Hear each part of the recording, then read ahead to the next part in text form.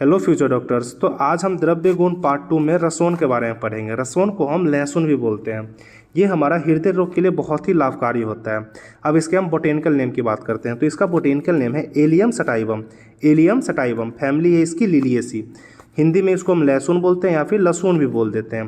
Botanical name और family को याद कैसे रखा जाए, तो उसके लिए हम सिंपल सा यहाँ पे ट्रिक देखेंगे। इसका ट्रिक है अली लिली को सताता है। अली लिली को सताता है, तो अली से आप एलियम याद करेंगे, लिली से आप लिलियसी याद करेंगे, सताता से आप सटाइवम याद करेंगे।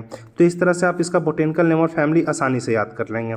अब इसके हम पर्याय की बात करते हैं। तो पर्याय हैं इसके लहसुन, उग्रगंध, महाऔषध, अरिष्ट, मलेच, कंद, यवनेस्ट और रसोनक, ये इसके पर्याय है। मिनिमम यहाँ पे आपको 4 पर्याय याद करने हैं।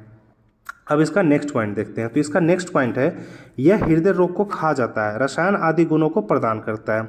हृदय रोग में रसोन बहुत ही लाभकारी होता है, इसलिए बोल देते हैं कि हृदय रोग को खा जाता है। और रसायन आदि गुण इसमें होते हैं, इसलिए बोलते हैं कि रसायन आदि गुण को प्रदान करता है। अब इसके हम मॉर्फोलॉजी या वनस्पति की बात करते हैं। तो 1 फीट ऊंचा बहुवर्षायु छुप होता है। रसोन जो होता है हमारा 1 फीट का हाइट में होता है, बहुवर्षायु होता है और ये छुप होता है। कांड की बात करें तो कांड इसके नाजुक होंगे और कोष युक्त होते हैं। पत्र की बात करते हैं तो पत्र इसके पतले होते हैं, लंबे होते हैं, चिपटे होते हैं और क्रम से चौड़े होते हैं। पुष्प की बात करें तो पुष्पदंड कांड के मध्य से निकलता है। रसोन के कांड के मध्य भाग से पुष्पदंड निकलते हैं। तो ये इसके पुष्प का बात हो गया। अब इसके कंद की बात करते हैं। कंद इसका हम यूज में भी लेते हैं। तो कंद को ही हम लहसुन बोलते हैं। कंद को ही हम क्या बोलते हैं, लहसुन बोल देते हैं। इसके अंदर लहसुन के 5 से 12 यब होते हैं। प्रत्येक यब का एक बारीक एवं श्वेत आवरण होता है। तो ये इसके कंद का बात हो गया। अब इसके हम उत्पत्ति स्थान या हैबिटेट की बात करते हैं। तो भारत में सर्वत्र, भारत में आपको सभी जगह रसोन का पौधा दिख जाएगा। अब इसके हम रस पंचक की बात करते हैं।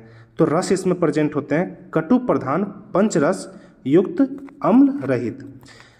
6 रस होता है आयुर्वेद में। तो 6 रस में से हमारा ये 5 रस इसमें प्रेजेंट होते हैं, जिसमें से अम्ल नहीं होता है और कटु प्रधान होता है। ये गुण की बात करें तो स्निग्ध गुण होते हैं, तीक्ष्ण गुण होते हैं, गुरु होते हैं और शर होते हैं।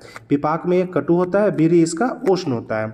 अब अवयव भेदानुसार रस की बात करते हैं। कौन से पार्ट में रसोन के कौन सा रस प्रेजेंट होगा, तो उसकी बात करेंगे आप। मूल भाग में कटु रस होता है। पत्र की बात करें तो तिक्त रस का होगा। नाल इसका कसाय रस का होगा। नलाग्र भाग, नाल के अग्र भाग को हम नलाग्र कहते हैं, तो उसमें हमको लवण रस देखने को मिलेंगे। बीज की बात करें तो बीज में हमको मधुर रस देखने को मिलता है। तो ये इसके अवयव भेदानुसार रस का बात हो गया।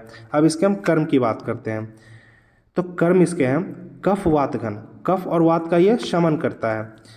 ब्रीहन का काम करता है, ये मोटापा लाने में उपयोगी होता है। पाचन का काम करेगा, रसायन की तरह काम करता है, रक्तवर्धक का काम करता है, बल्य का काम करेगा और भग्न संधान कर वर्क करता है। तो इस तरह से ये इसके कर्म का बात हो गया। उपयोग की बात करें तो दीपक विकास को हृदय से बमनाया, ये इसका ट्रिक है उपयोग को याद करने के लिए। दीपक विकास को हृदय से बमनाया। तो दीपक में दी से आप दीपन याद कर लेंगे, पक में पाचन याद करेंगे, विकास में बी से विसूचिका याद करेंगे और का और स से आप कांस और श्वास याद कर लेंगे। हृदय से आप हृदय रोग में ये लाभकारी होता है, तो ये समझ लेंगे।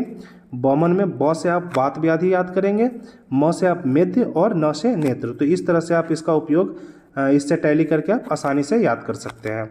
अब रसोन सेवन विधि देखेंगे। रसोन का सेवन हमें कैसे करना है। तो रसोन अम्ल रस वर्जित होता है। रसोन क्या होता है, अम्ल रस इसमें प्रेजेंट नहीं होता है। इसके गुण वर्धनार्थ, मतलब इसके गुण को बढ़ाने के लिए अम्ल रस के साथ इसका उपयोग करना चाहिए। तो ये इसके रसोन सेवन विधि का मतलब हो गया। अब आमिक प्रयोग की बात करते हैं। तो शीत ज्वर में लहसुन खिलाना चाहिए। आमिक प्रयोग में पहला आमिक प्रयोग है शीत ज्वर में लहसुन खिलाना चाहिए। अगर शीत ज्वर हो रखा है तो लहसुन खिलाना चाहिए।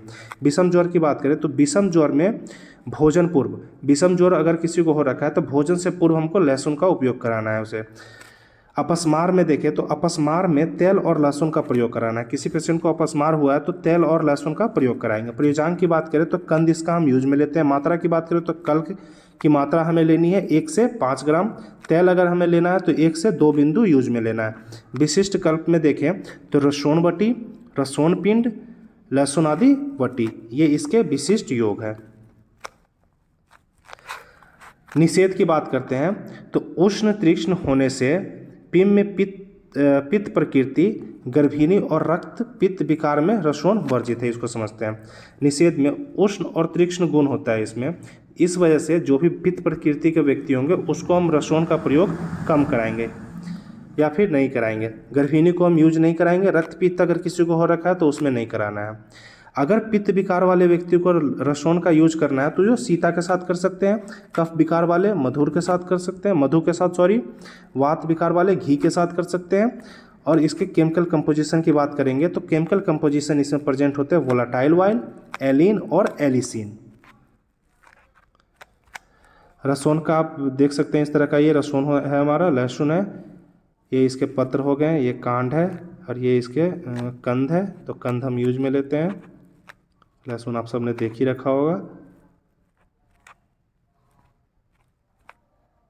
ये इसका कंद है, इसको हम यूज में लेते हैं।